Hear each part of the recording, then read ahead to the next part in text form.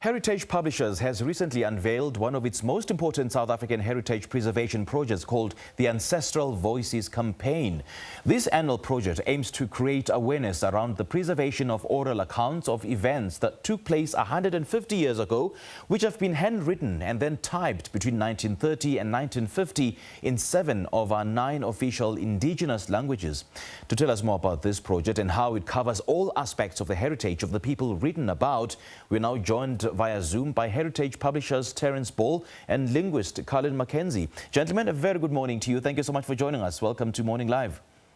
Good morning. Thank you very much indeed. Terence, I'm going to start with you. I know that this project will evoke, so much, nostalgia. And just tell us more about what the Ancestral Voices Campaign is all about. Well, what it is about is transcribing and then translating into English about 891 writings in 7 of our 9 official indigenous languages. 7 because Siswati and Zindebele did not exist as written languages between 1930 and 1950 when these works were written. Now, many of them were written by authors after interviewing the then elderly. So, for example, we have one author who writes about interviewing a gentleman who fought against the British in the Anglo-Zulu War. In another, she interviews a lady who was born in the time of King Pande. So it's quite extraordinary how far back the information goes. We are looking at the oral tradition set in writing of, the oral tradition of 150, 200 years ago set in writing.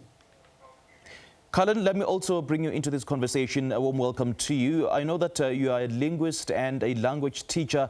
I've never been this envious in my life because I know that you speak 11 languages of South Africa. Now, take us through your role on this particular campaign and why you decided to come on board. Molweni, Sawubona. Good morning, Dumelang. I believe that language is our heritage. I speak in English. That's great to my daily ancestors. Or donc, peut-être je parle en français et je peux voir le monde entier d'une manière différente. I think our languages contain the plants we eat and use in medicine, the animals we encounter and live with, the beautiful products of our hands and minds, the stories we tell, and all of this is in the Ancestral Voices collection. And I'm honored to have been a part of this in translating the isiZulu, isiXhosa, and isiLala sections of the Ancestral Voices collection, which has been an amazing task and has led me to reconnect with many languages and people in my search for the meanings of lost words. So it's actually been a wonderful privilege to work with this project. Cullen, as someone who's so passionate about the preservation of heritage, tell us why you think this campaign is so important. I think that there has been a disconnection. We've disconnected from our past. And I think that part of that has to do with the systematic disconnection that occurred during apartheid. But these writings take us back to a time before colonization. They take us to a time when groups of people interacted with each other without this outside influence, European influence particularly. So for me, as a linguist and as a reader of isiZulu and isiXhosa, the writings were profound because they expressed a reality which I think we've lost touch with. And I think it offers us an opportunity to reconnect with our past, to reconnect with our ancestors, and to actually read their words the way that they were spoken. So it's really, it's profound for me. Terence, speak to us about the development of this campaign and its objectives. Well, we've launched this campaign in partnership with a number of organizations. One, of course, is the University of Pretoria Special Collection Unit, who hold the handwritten manuscripts and the contemporary typewriter-written transcripts in the old orthography. The South African National Lexicography Units have also joined us, and their work will involve trying to establish the lost meanings of a number of indigenous language words used at that time. And the South African High Commission for the United Kingdom and Northern Ireland are investigating any links that come up between South Africa and the UK. The most important of which is the search for the firstborn son of a Amabaka Kumkani, Makawula.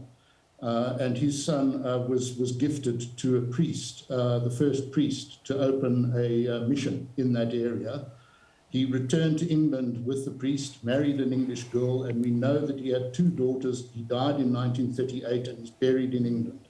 So the High Commission is looking for the grave of Bertie and Kapai Makawula.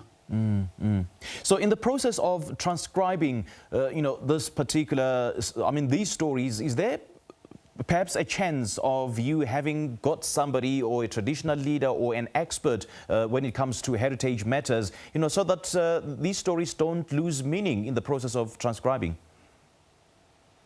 Well, we are certainly doing so. We have made contact with departments of arts and culture in provinces as well as national, with the National Library Service. We are waiting to hear from them. But we are extremely careful about ensuring that what we transcribe is exactly what each author has written.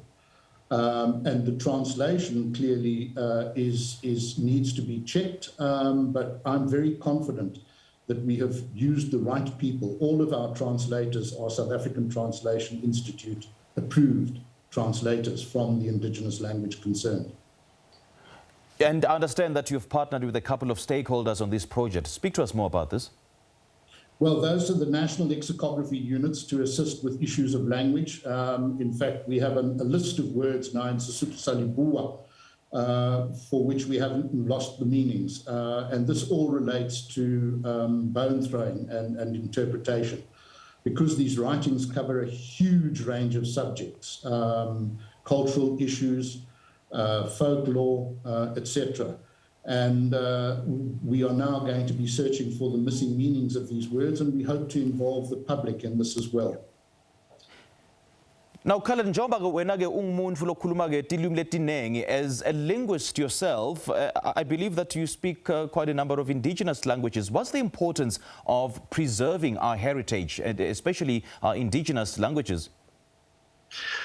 I think that for me, there has always been a very strong link between biodiversity and linguistic diversity. So the one aspect for me is that the diversity of our languages helps us to preserve the biodiversity around us. So that's the conservationist in me coming. More importantly, I think that each language that we speak contains the life world of that group of people and that area where they come from.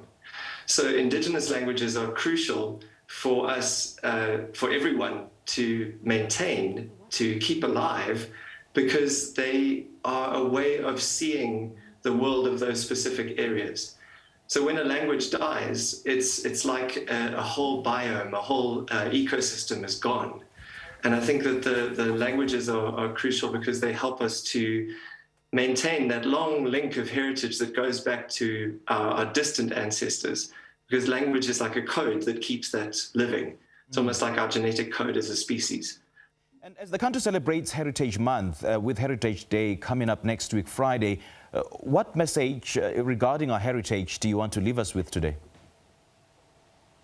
If you're addressing that to me, my view is very much that I would like South Africans to know more of one another's languages. Yes. We're working towards building a more multilingual society, and also knowing something about their culture and history. And if we are serious about social cohesion, those, in my opinion, are the 2 most important factors: knowledge of fellow South Africans' language and knowledge of fellow South Africans' culture and past. Gentlemen, lovely chatting to you. Thank you so much for joining us this morning. Thank you so much. Thank you. That was Terence and Cullen Mackenzie speaking to us about the launch of their South African Heritage Preservation Project called the Ancestral Voices Campaign.